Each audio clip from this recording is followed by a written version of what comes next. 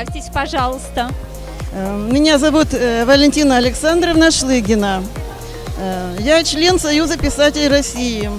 Сегодня меня очень обрадовало.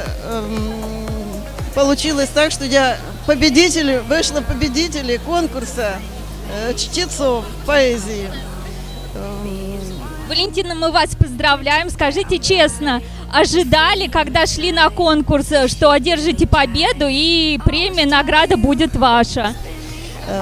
Я не ожидала, что я буду победителем, просто хотела участвовать. Меня пригласила сюда Копейкина Неля Григорьевна, а мы с ней в содружестве по поэтической линии. Мы члены Союза писателей России, и неоднократно с ней мы выступали, ездили в Болгарию, в Черногорию. В общем, это вдохновляет. Поэтому она меня пригласила, я не смела отказаться. Вот. Люблю писать. Начала писать в юности, потом длительное время не писала, потому что очень много было у меня работы по жизни. Я училась, я вообще инженер-технолог швейного производства, модельер-конструктор женской одежды, дизайнер. А поэзия у меня это вот хобби мое. С детства любила стихи, в особенности Есенина. Пушкина тоже, ну как все мы преклоняемся. Но Есенин, он трогает душу. Очень люблю природу. О природе очень много. О зиме, о весне, о временах года, о лете. Осень вообще там красками вся сияет.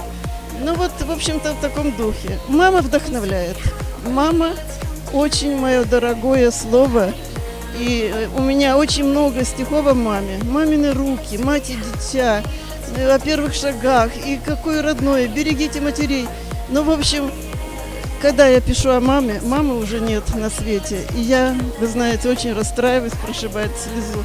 Бывало такое, что я не сплю, написала, умылась, снова пишу, потому что мама – это в сердце. Она у нас была очень добрая, сердечная. Видимо, это привилось нам. Отец у меня был художник, от него тоже привелось, что мы видим краски. Отец был художник-живописец, писал иконы. Великое дело это было. Ну вот так я выросла. То есть ваш главный вдохновитель – это мама, воспоминания о маме. Мама, но и о любви. О любви мои слова звучат, ведь с любовью мы живем и верим. Пусть любовь напомнит вам опять. Счастье то, что всей мы жизнью мерим. Ну хватит, читать о любви можно до бесконечности. У меня издано 4 авторских книги. По объему в них заложено... Покажите, пожалуйста, вот свой. По объему в этих книгах, вот первая была «Зимняя вишня».